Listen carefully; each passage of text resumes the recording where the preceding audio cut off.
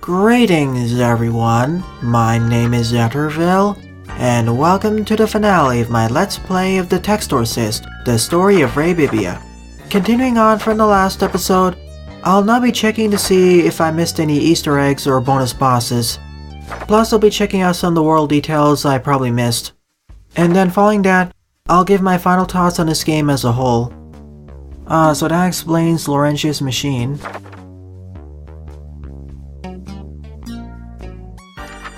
Thankfully we stopped Lilith. However, Magna is gone over here.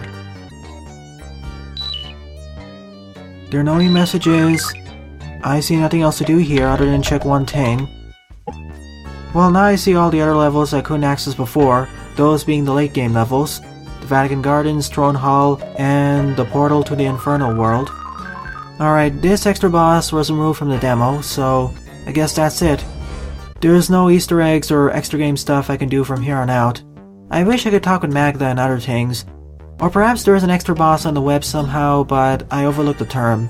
After all, there seems to be a bunch of world building that I just glossed over during this Let's Play. Probably in a future uncommented video, I'll complete all the boss battles without taking any damage. But I probably won't be able to perfect run it as I'll misspell some of the characters.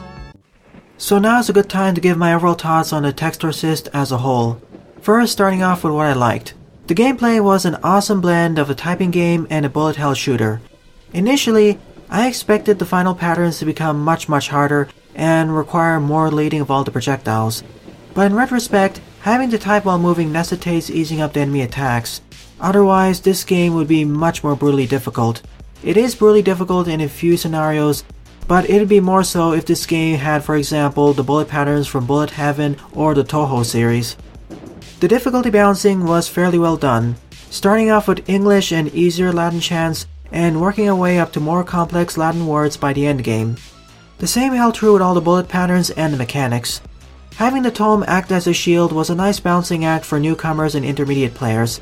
That way they could complete the game normally, meanwhile for more advanced players, they could go for high combo ratings and score runs. This game appears to be built for repeated playthroughs, speedruns, and arcade scoring. On that note, every boss battle, excluding Caesar the Thief and Lilith the final boss, had unique gimmicks to them.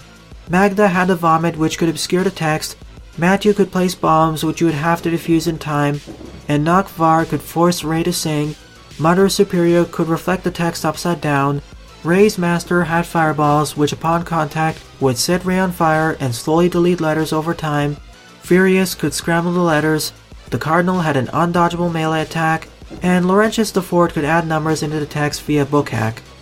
I was hoping Lilith would combine all these aforementioned gimmicks into a crazy final boss encounter, but I guess not. Oh well, perhaps it'll be added in a future update, as perhaps a extra difficult boss battle. That would make it even more climactic. On a related note, every boss had its own unique musical track dedicated to them. Overall, Ghost did a wonderful job composing the dark synth tracks throughout this game. Especially the final boss track, that was amazing. The pixel art graphics for this game were at the very least decent. I would have liked more detail, but they do their job properly. And I also like how almost all the projectiles from the enemies were reddish tinted. That way you easily knew what was safe and what was dangerous. Now moving on to what I didn't like about this game. The font for spelling out the words above Ray could be made a bit clearer, especially for the zeros. That caused some issues during the book hack portion of the Laurentius IV boss encounter. Moreover, the indicators for when Ray's outside exorcism range and where his tome lays on the ground need to be made more obvious, as when there are a lot of projectiles on screen at a time, it can be really hard to determine where the tome is. That was an issue during the Cardinal boss encounter, especially during its final phases. The audio balancing needs some work, especially some of the sound effects. Some of them just drowned out the other sound effects as well as the musical tracks. In fact, during most of these episodes, I had to decrease the amplitude of several of these sound effects, otherwise it drowned out the music too much. One particular offender was the orb attack Lilith sent out to kill the Cardinal and attempted to kill Ray with. In fact, during the first time we encountered it, it was so loud that it clipped the audio. Something else I've noticed is that the story felt rushed. There was not enough time given to care about Ray's Master and Lily. We only had about one level to learn about Ray's Master and learn to care about him.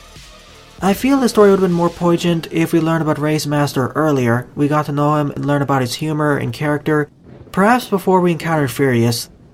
Or perhaps we'd still meet with Ray's master after being defeated by Furious for the first time, but instead of Ray's master being turned into a demon right after the first encounter, instead we'd have 2 bosses in between so we'd learn more about his character and learn to like him. I'd also like to see more about Lily's character herself, as we only saw her a few times in the game, first time after defeating Mother Superior, and then during the endgame. I'd like there to be more flashbacks to Ray's past as well, some of his sinful behaviors, because for the most part it seems to be implied or just told through the text. It's not shown in game as much as I'd like it to be. But from what I've seen throughout the text, even though Ray is a hard-boiled private exorcist, he certainly has a strong sense of justice. We saw it when he exorcised and rescued Magda, as well as Lily. He clearly does not like the criminal elements of Rome and the corruption that seeped into the church. And we saw another instance of that after he defeated Enoch Varg. Instead of being rather rough to him like the gangster, he was actually quite kind and cordial to him. Even though he's kind of a jerk, he's a jerk with a heart of gold. So overall, I enjoyed playing Ray Bibbia. I really want to see another game in this hybrid genre. Either a sequel, a spiritual successor, or an original title. In fact, I'd like to see one that has regular enemies, mini-bosses, and actual levels before the boss encounters themselves. That way, the plot has more time to breed and develop.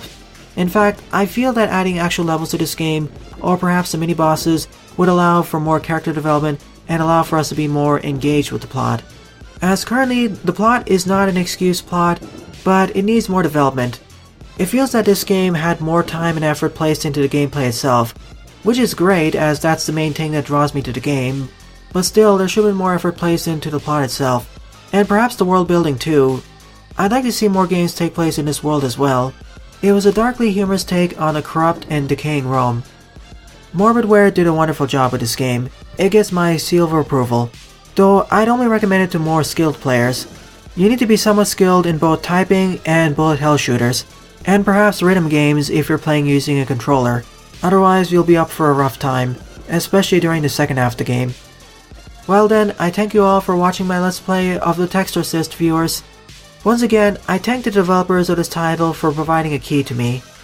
If you enjoyed this Let's Play, please rate, favorite, comment, and or subscribe, as they all help out the channel. Don't forget to follow me on Twitter as well, as I regularly post updates there. Well then, thanks for watching, and I wish to see you all in a future Let's Play.